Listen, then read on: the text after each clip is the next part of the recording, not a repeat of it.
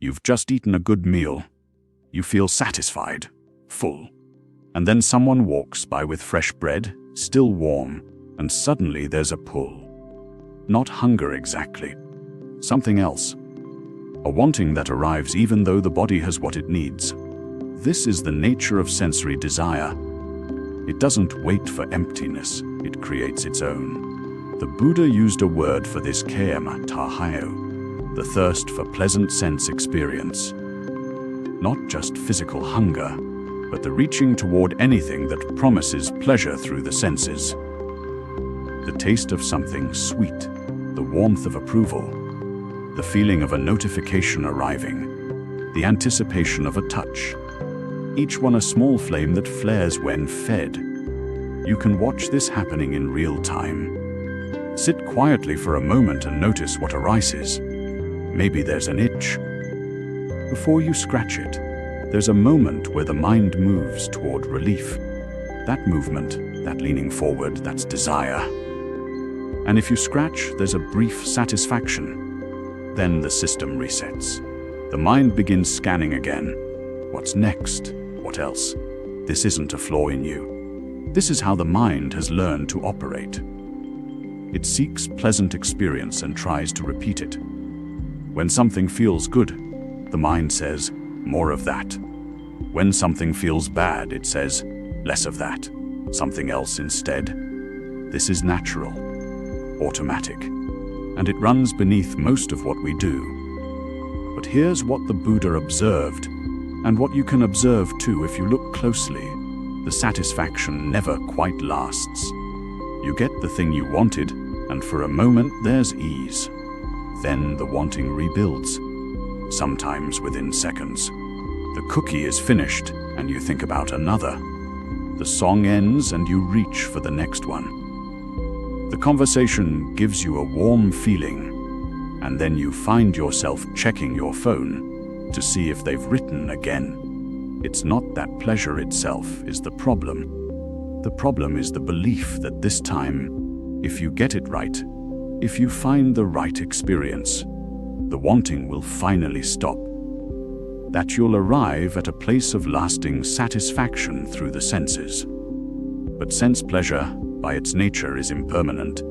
It arises, it peaks, it fades, and the mind, conditioned to seek it, begins the cycle again. Think of it like this. You're holding a cup with a small crack in the bottom. You fill it, and for a moment it seems full, but slowly, steadily it drains. So you fill it again, and again. The effort isn't wrong. The wanting to feel satisfied isn't wrong. But the strategy, the belief that this cup will hold, that's where the suffering lies. The teaching here isn't to stop experiencing pleasure. It's to see clearly what happens when pleasure becomes the organizing principle of your life. When you're always leaning toward the next good feeling, always moving away from discomfort, you're never quite here. You're living in anticipation or memory. The present moment becomes just a stepping stone to the next thing. And the mind gets trained in this. Every time you reach for a pleasant experience to soothe discomfort, you strengthen the pathway. Every time you scroll to escape boredom, every time you eat past fullness, because the taste is good, every time you seek validation to feel okay, you're teaching the mind that relief comes from outside. That satisfaction is just one more experience away. But you can also train the mind differently. You can begin to notice the gap between the wanting and the reaching. That small space where the desire arises, but hasn't yet turned into action. This is where awareness lives. This is where you can see the mechanism clearly, without judgment, without trying to fix it, just seeing it. Right now, as you listen, you can feel your body breathing. You don't have to make it breathe. It's already happening. The air comes in. The air goes out. There's nothing to add to this. And if you rest your attention here, even for a few breaths, you might notice that in this moment, without adding anything, there's a kind of sufficiency. not excitement. Not the high of getting what you want. Just the quiet fact of being alive, breathing, present. This is the doorway. Not to a life without pleasure, but to a life that isn't driven by the constant need for it. A life where you can enjoy what arises without clutching it. Where you can let it fade without panic. Where the space between wanting and acting thing becomes a place you can inhabit, even briefly, and see what's actually here. There is something that happens after pleasure, not during it. After, you taste something sweet. The sweetness is there. Your mouth receives it. The sensation is clear and simple, and then it ends. The taste dissolves. The food is swallowed. The moment passes, and in that passing, something else begins. A small reaching, a faint pullback toward the memory of what just happened, a wish that it would return, that it would last longer, that there would be more. This is not the pleasure itself. This is something that grows in the space left behind when the pleasure is gone. The Buddha spoke of this with an image that stays with you once you notice it. He said the craving of someone who lives without care grows like a creeping vine. It does not stay still. It does not know its own limits. It spreads and spreads, seeking something to climb, something to hold on to. And the person who feeds this vine runs from life to life, like a monkey in the forest, jumping from branch to branch, always looking for fruit, never at rest. The image is not about the fruit itself. It is about the running, about the constant seeking that follows the tasting. Think of salt water. If you are thirsty and you drink salt water, the thirst does not decrease, it increases. Your mouth becomes drier. Your body wants more liquid, not less. So you drink again, and again the thirst grows. Each swallow makes the problem worse, not better. Yet the pattern is clear: you drink because you are thirsty. The drinking seems like the solution. But the solution is the problem. This is what sensory desire does. It masquerades as a solution to a hunger it actually deepens. You eat something pleasant, and for a moment there is satisfaction. But embedded in that moment, almost invisible, is the seed of wanting it again. You touch something soft, and the pleasure is real. But as soon as you stop touching, the mind reaches back toward that softness. You hear music that moves you, and in the beauty of it, there is already the beginning of a wish that it would not end, that you could hold it, that you could return to it.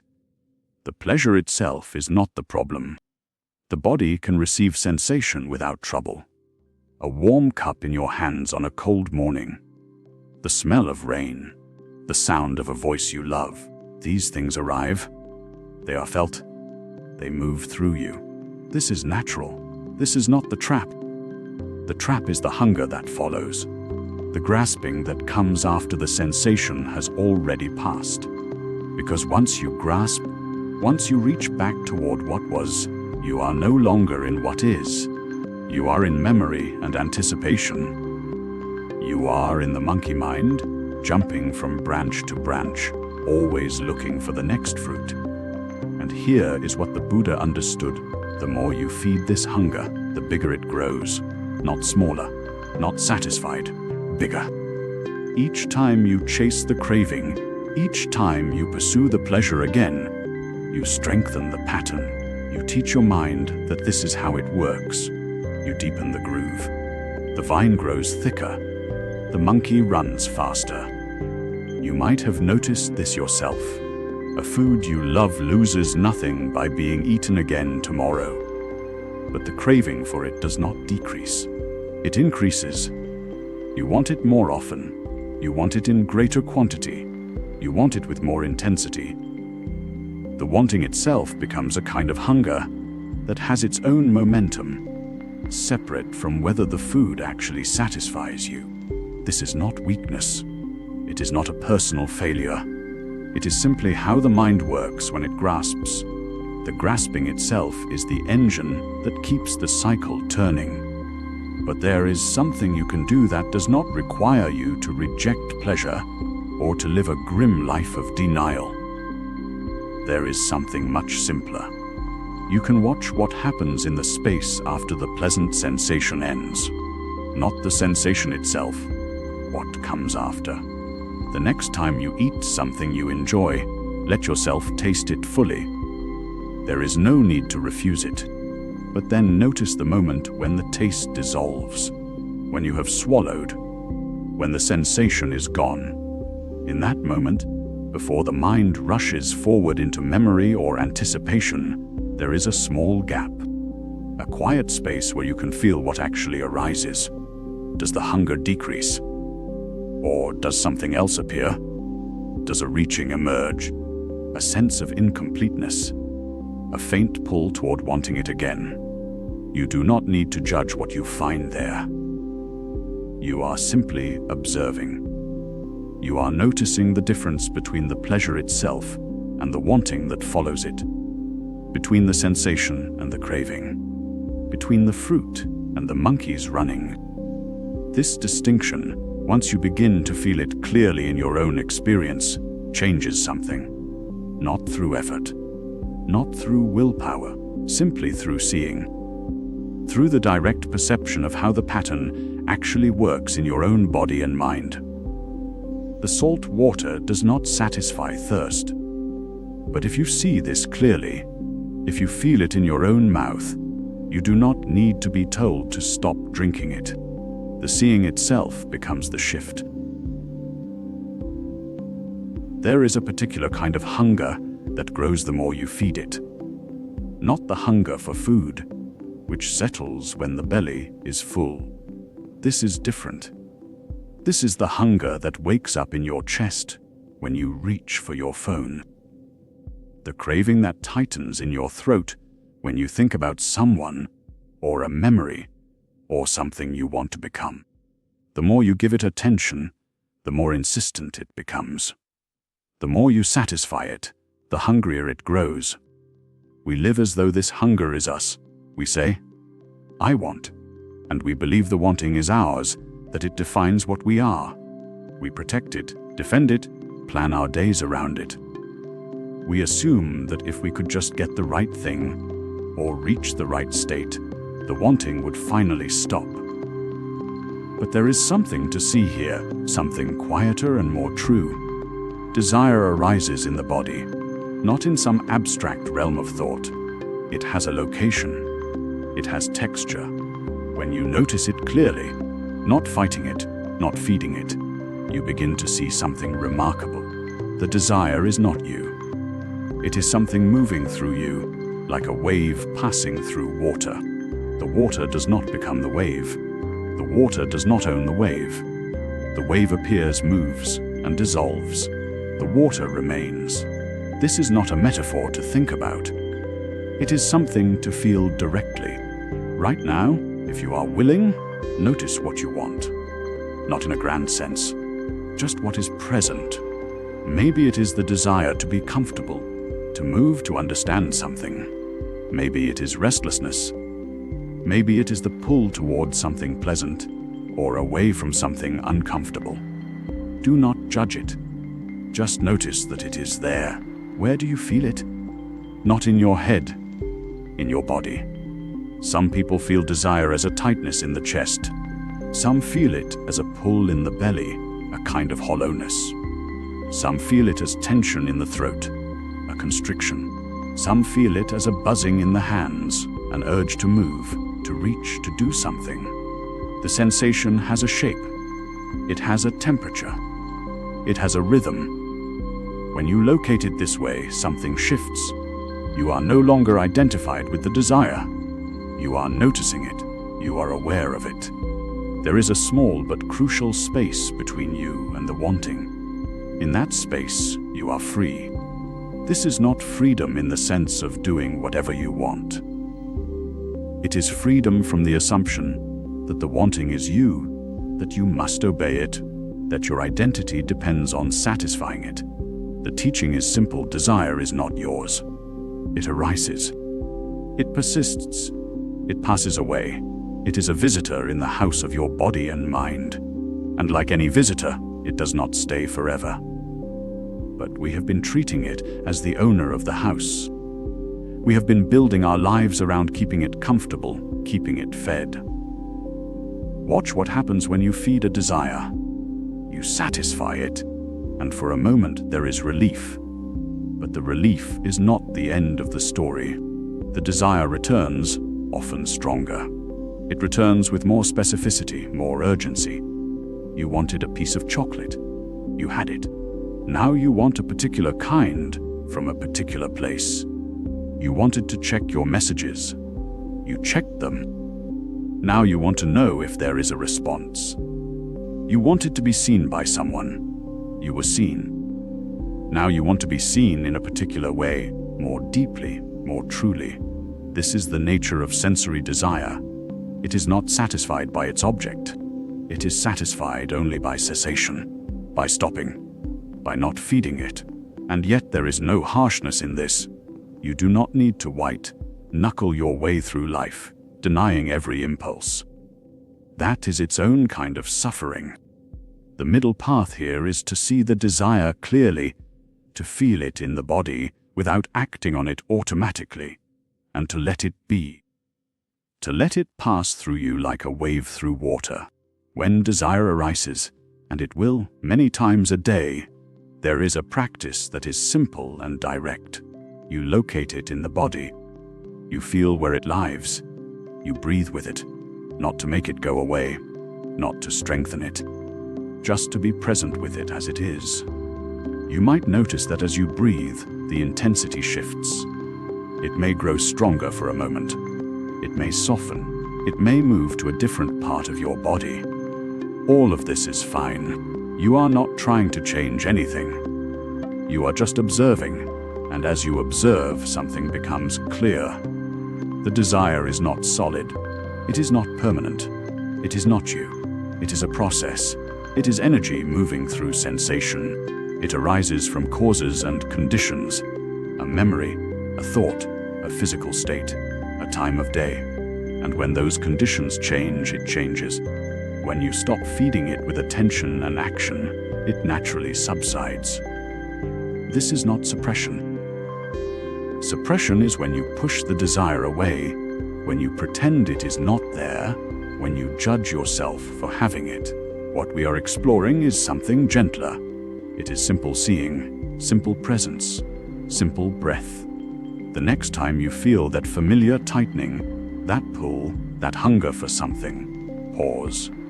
Feel where it is in your body. Breathe into it. Stay with it for a few breaths. Do not act. Do not judge. Just feel the desire as sensation, moving through you like a wave. And notice what happens when you do not feed it. Notice how it changes. Notice how you are still here, still breathing, still whole, even when the wanting passes through and moves on. There is something in us that reaches, always reaching. When we see something we want, a taste, a feeling, a belonging, a comfort, something in the body tightens. The breath narrows, we move toward it, and in that moment, the world shrinks to just that one thing. This reaching is not wrong. It is not a sin. It is alive in all of us. But there is something worth noticing about what happens after we get what we reached for. Think of the last time you wanted something badly, not a small preference, something that mattered. You held it in your mind, you could almost taste it, and then one day you had it. The object arrived, the situation changed. You got what you were after. What happened next? For a moment, sometimes only a moment, there is a kind of rest, a settling. You hold what you wanted, and then, very quickly, something shifts. The wanting does not disappear. It moves. It finds a new target, a new edge, a new horizon. This is not failure on your part. This is not because you chose the wrong thing or wanted the wrong way. This is simply how desire works. This is its nature. There is an old Zen teaching that says before enlightenment, chop wood, carry water. After enlightenment, chop wood, carry water. The actions stay the same. The work does not change. What changes is something much quieter. The grasping loosens. The urgency softens. You chop wood because wood needs chopping. Not because you are chasing something beyond it. But before that shift happens, there is a particular kind of suffering we live in. It is the suffering of the person who keeps walking toward the horizon, believing that one day they will reach it. You know this horizon. You have walked toward it many times. No matter how far you go, no matter what you obtain, the horizon stays the same distance away. It does not get closer. It does not get farther. It simply moves as you move. This is not a flaw in the horizon. This is what horizons do. They are, by their nature, always at the edge of what you can see, always just beyond reach. The hunger for sensory pleasure works exactly like this. You want comfort, so you eat something sweet. For a moment, there is sweetness. The tongue knows it. The body relaxes slightly. And then the sweetness is gone. It has been consumed. It exists only in memory now, and almost immediately, another hunger arises. Not necessarily for more sweetness, perhaps for something else, something different. The mind is restless. It wants novelty. It wants the next thing. This is not greed in the moral sense. This is just how sensation works. Every experience is temporary. Every flavor fades. Every pleasant feeling passes. And the mind, sensing this impermanence, even without thinking about it, keeps searching for the next one. As if the next one might be different. As if the next one might last. But it will not last either.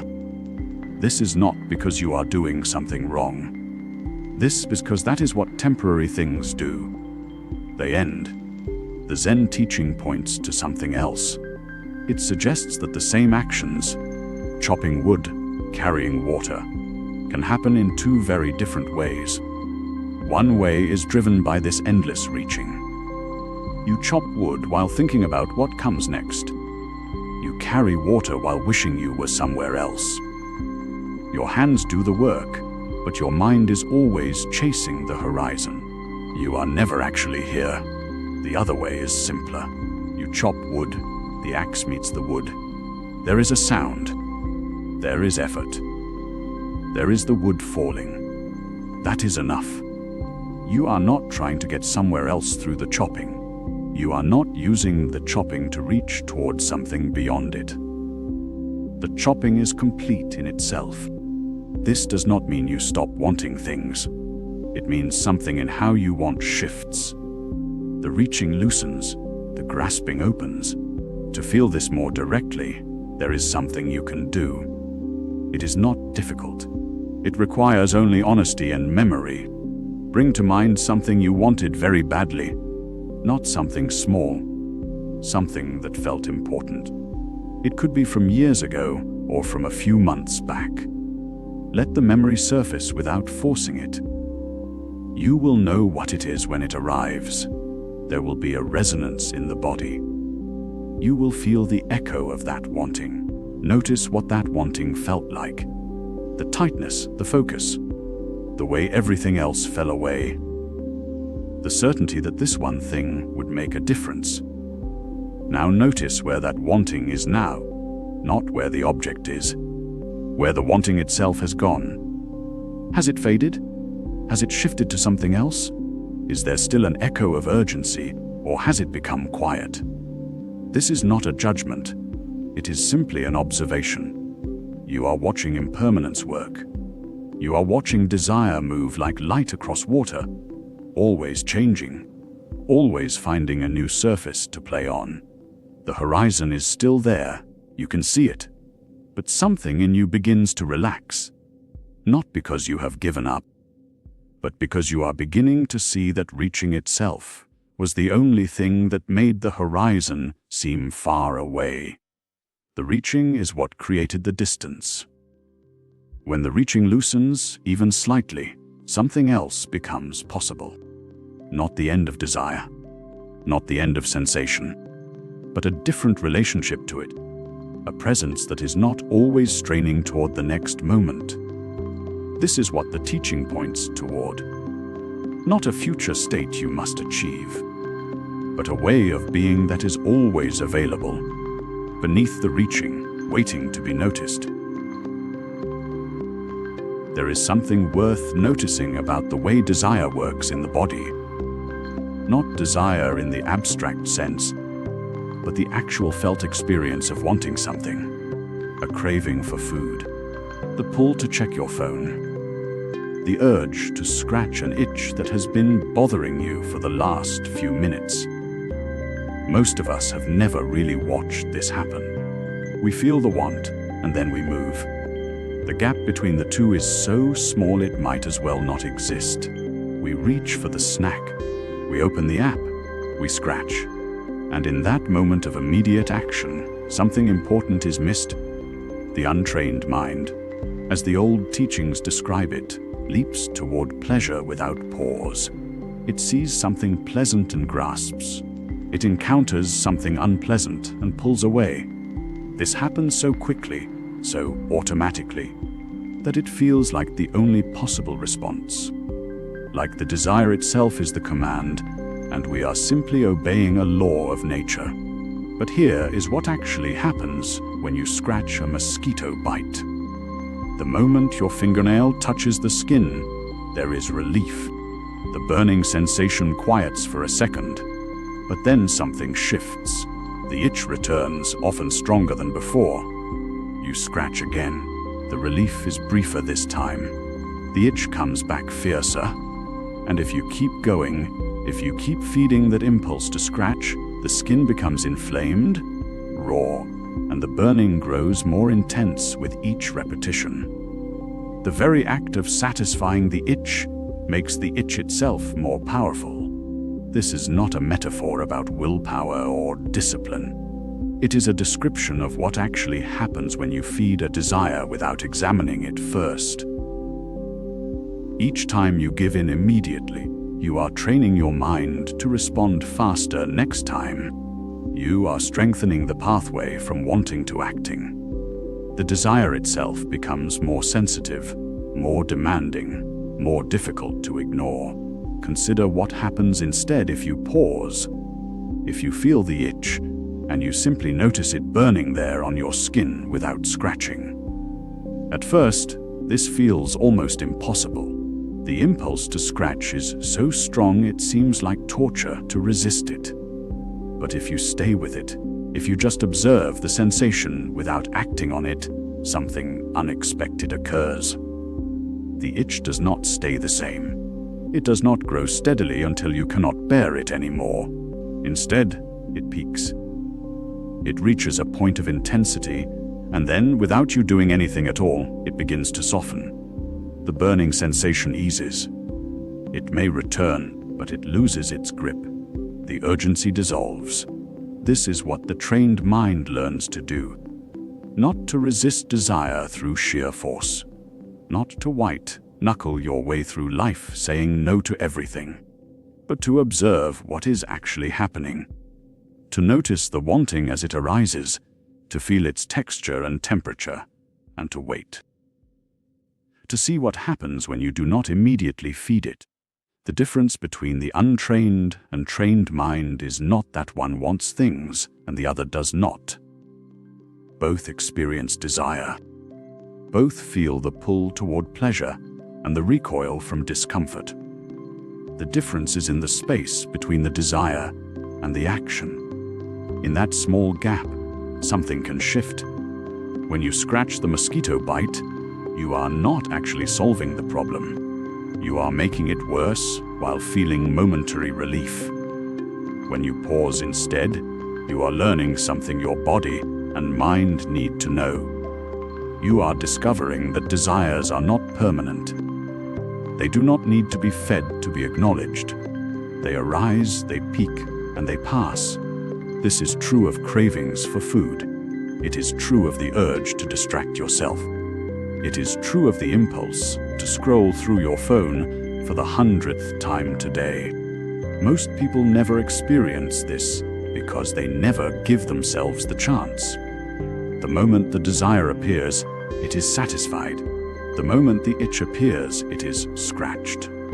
So the mind never learns that desires have a natural life cycle. It only learns that the way to deal with wanting is to act on it immediately. And this training runs deep. It shapes how you respond to discomfort, to boredom, to restlessness, to any sensation you would rather not feel.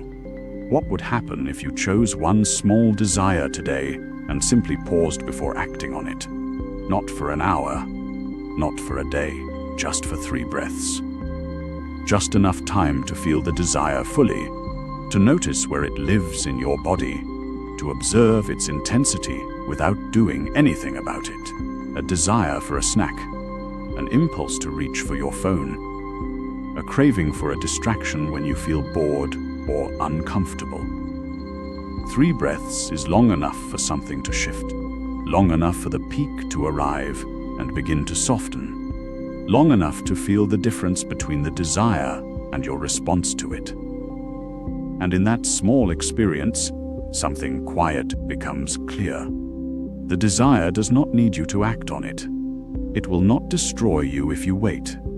It will change on its own. This is not deprivation. You may very well eat the snack or check your phone after the 3 breaths. But by then, you have already learned something. You have felt the difference between being driven by desire and choosing your own action. You have experienced the desire peak and begin to ease without being fed. And that small experience, repeated gently over time, changes how the mind relates to wanting itself. There is something we rarely name directly. It lives beneath the surface of every craving, every reaching, every moment we feel hungry for something we do not yet have. And that something is this: we are afraid that if we stop wanting, there will be nothing left. Not nothing in the world around us, but nothing of us. A hollowing out, a disappearance. This fear runs deeper than any single desire. You can watch it clearly if you sit quietly long enough. A person stops eating sweets and for a while feels lighter, clearer. But then something whispers, without this small pleasure, who am I? Without the wanting, without the reaching, what remains? And so the reaching begins again. Not always because the body needs it, but because the self seems to need it. The self seems to need the hunger itself. We feed desire not just because the thing we want feels good in the moment. We feed it because desire proves we are alive. Desire is motion. It is proof of existence. When we want something badly, we feel real. We feel like a self that matters, that reaches, that can be affected by the world. The silence that might come without wanting, that feels like non-existence. And we will do almost anything to avoid that. This is the trap, and it is so ordinary that we walk through it every day without naming it. The teaching that comes quietly through the Mahayana tradition points to something else entirely. It says, beneath the noise of craving lies a stillness that has always been here, asking nothing. Not a stillness that is empty or dead, but a stillness that is full of presence, full of awareness itself. A stillness that does not need anything to prove it exists. This is hard to believe when you are in the middle of wanting something. When desire is loud and bright and urgent, it seems impossible that anything could exist beneath it that is not smaller, not weaker, not less real. But consider the bell for a moment. When a bell rings, the sound fills the space completely. There is nothing but the ringing. It seems to be everything, and then the bell stops. The ringing ends. And what is left is not emptiness. What is left is silence. But this silence is not the opposite of sound. It is the space in which sound happened. It was always there. It was never absent. The ringing simply covered it over. In that moment after the bell stops, there is a fullness to the silence. You can almost feel it. It is not a lack. It is a presence that asks nothing of you and gives everything at once. It does not require your attention to exist. It does not require your wanting. It is simply here. This is what the stillness beneath craving is like. Now, the mind will argue with this. It will say, but that is just silence. That is just the absence of noise. It is not real. It is not enough. And the mind will be partly right. The silence is not a thing you can grasp or hold. It is not a reward waiting at the end of renunciation. It is not something to achieve. It is something to notice, something to allow. When you sit with desire, with the actual felt sense of wanting something, you can begin to notice what happens in the spaces between the wanting. There are small gaps, moments where the craving loosens its grip, even slightly. A breath in, a moment where you are not thinking about what you want. A moment where the body simply exists, breathing, present, without the overlay of reaching. These moments are not special. They are not rare. They happen all the time. But we have trained ourselves not to notice them. We have trained ourselves to keep the motion going, to keep the wanting alive, because we have confused the motion with the proof of existence. So there is a question that can be asked, not as a command or a demand, but as a genuine inquiry. It is something to sit with quietly, without rushing toward an answer. The question is simple. What is here when I am not wanting anything? Not what should be here. Not what would be here if I were enlightened or calm or good. But what actually is here, right now, in this moment, if I pause the reaching for just a moment and notice what remains. You might notice the body, the breath moving in and out without your instruction, the awareness that is aware of the breath, the sense of presence itself, which does not require your wanting to exist. You might notice a quality of peace that was not created by anything you did. That was not earned. That was not achieved. That is simply the baseline of existence when the noise stops. This is not an escape from life. It is not a denial of desire. It is a recognition that beneath the hunger, beneath the reaching, there is something that has never been touched by any of it. Something that asks nothing. Something that is already complete. And when you touch that, even for a moment, something shifts. Not dramatically, not all at once, but the grip of the craving loosens, not because you fought it, but because you found something more real beneath it. Something that was always asking to be noticed. There is a particular kind of hunger that grows when you feed it. You know this already, perhaps without naming it. You reach for something pleasant, a taste, a sound, a feeling of comfort. It arrives, and in that moment of arrival, something shifts. The pleasure is there, yes, but alongside it, almost before it finishes, comes a whisper, a small reaching, a wanting it to last, a wondering when you might have it again. This is not the simple fact of desire. Desire itself is ordinary. It is part of being alive. A bird lands on your hand. You notice its warmth, the slight weight of it, the way its feathers catch the light. There is a natural response. You are drawn toward it. This is not the problem. The problem arrives when the bird lands and your hand closes.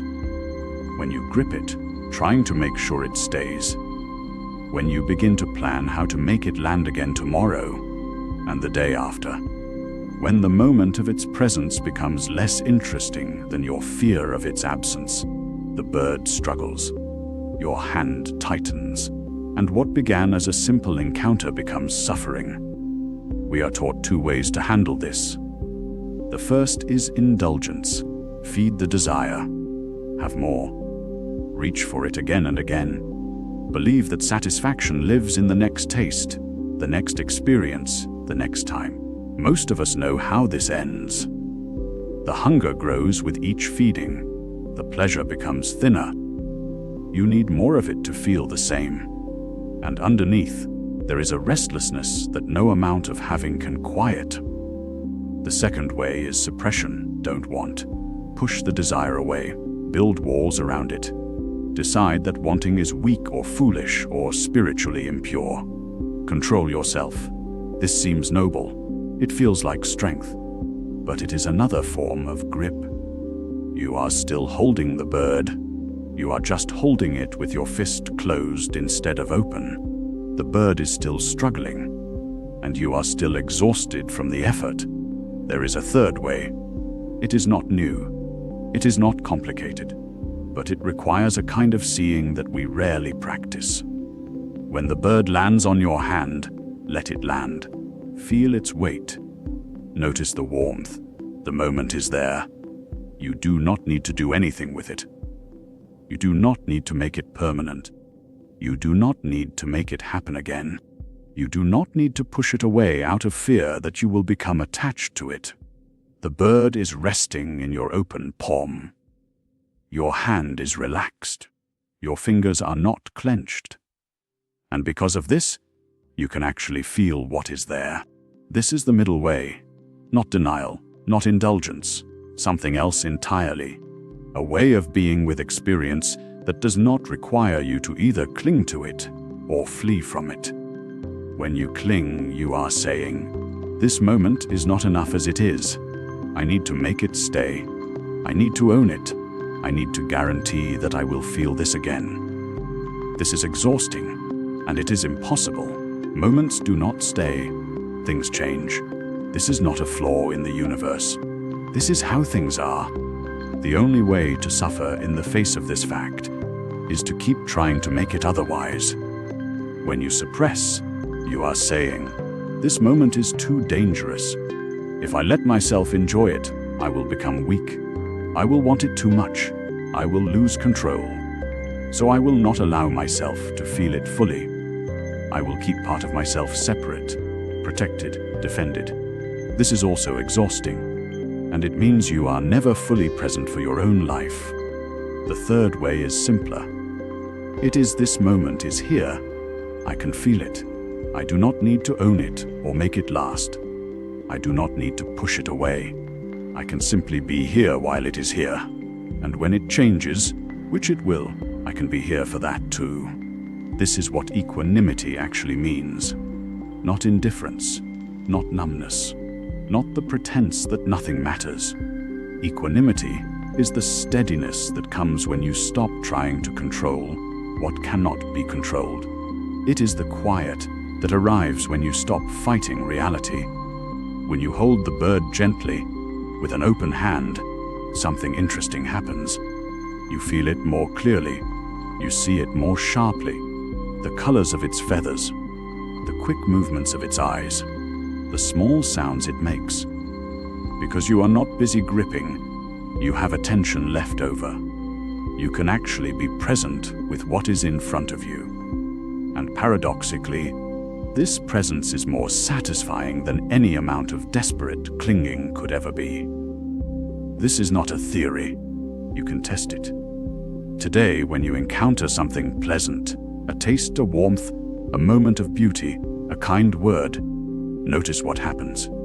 Notice the impulse to hold it. Notice the small anxiety that arrives alongside the pleasure. Notice the reaching toward the next moment, the next experience. And then, gently, see if you can simply let the moment be as it is. Not trying to extend it. Not trying to prevent it from ending. Just allowing it to rest in your awareness, the way a bird rests in an open hand. What you will discover is that freedom is not the absence of desire. It is the end of being driven by it. It is the difference between noticing that something is pleasant and believing that your peace depends on having it again. That difference is everything. So here we are. You've seen how the wanting works, How the mind reaches, finds what it thought it needed, and then reaches again. How pleasure becomes a promise that can't quite be kept. How the more you feed the hunger, the hungrier it gets. This isn't about becoming someone who never wants anything. That's another kind of fantasy. You'll want things tomorrow. You'll want coffee, or quiet, or a message from someone you care about. The body has its needs. The heart has its longings. This is part of being alive. What shifts is the relationship to the wanting itself. You begin to see it arrive. You notice the pull before you're already halfway across the room. You feel the tightness in the chest, the lean forward in the mind, the story about what this thing will finally give you. And in that seeing, there's a little space, not control, not resistance, just awareness. Sometimes you'll still follow the pull. You'll eat the thing, buy the thing, say the thing you know you'll regret. That's fine. This isn't about perfection, but now you might notice what happens after. The brief satisfaction, the way it fades, the next wanting that rises in its place. You see the pattern, and the pattern loses some of its grip. The Buddha called this the second arrow. The first arrow is the wanting itself. It arises. It's uncomfortable. That's just what minds do. But the second arrow is what we do next. We believe the wanting. We build a story around it. We think that satisfying it will bring lasting peace. We chase it, feed it, and then wonder why we're still hungry. You can't stop the first arrow, but you can stop shooting the second one. This takes time. The habit of reaching is old and deep. You've been training in it your whole life. Every advertisement, every scroll, every quick hit of distraction has reinforced it. So when you sit quietly and try to just be with what's here, the mind will thrash a little. It will offer you thoughts, plans, fantasies, worries. It will try to send you somewhere else, because somewhere else has always seemed better than here. But here is where the peace actually lives. Not in the next thing, not in the better version of your life. Right here, in the breath that's already breathing, in the sounds that are already sounding, in the body that's already resting. Even if the mind hasn't noticed yet, you don't have to fight the wanting. You don't have to shame yourself for it. You just have to see it clearly. And in that clear seeing, something softens. The urgency fades. The story loses its color. What's left is just a sensation, a pull, a wave moving through. It came from nowhere. It will return to nowhere. You don't have to go with it. This is what freedom looks like. Not the absence of desire, but the end of being owned by it. You can want something and not be driven by the wanting. You can feel the pull and choose not to move. You can let the wave rise and fall without building your day around it. And slowly, over time, the mind begins to trust this. It learns that it doesn't need to chase every promise. That stillness isn't emptiness. That enough is actually enough. If you'd like to go further with this, there are other reflections here that follow the same thread. No pressure. They'll be here when you're ready. For now, just let yourself rest. Let the breath be simple. Let the body soften where it can. Notice if there's any wanting present right now, in this moment. Don't fix it. Don't follow it. Just see it. And ask yourself this: what if the thing you've been reaching for has been here all along?